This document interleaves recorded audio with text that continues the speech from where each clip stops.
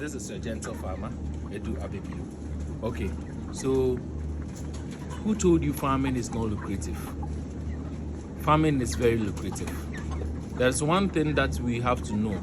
Say, farming is a calling. We were born farmers. Our ancestors were farmers. Now, broiler ya oshi, aboa yo odawe.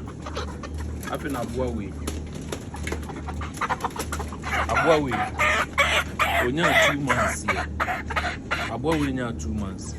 Onya 1 month 2 weeks. Aboa we nya 1 month 2 weeks. What they compare aponchi and an entry. Da ben aponchi be ready amawaton.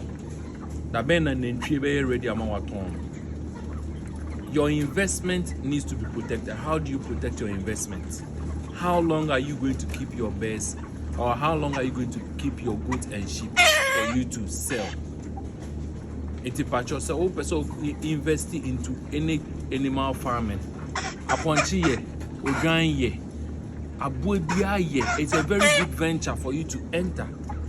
It's a very good venture to go into a goat, sheep, piggery, or any animal. But if you want to go into a system whereby the cash flow is easy, please, poultry farming is very lucrative.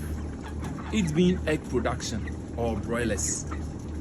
Broilers, they can hear but problem with broilers, they say you need to look for ready market before you produce.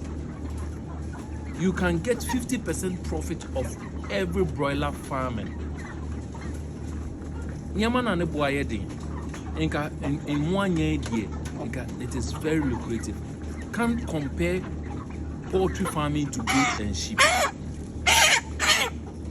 It is a person invest here. Please invest rightly. Don't listen to somebody because you think someone is saying good farming is better than poultry farming.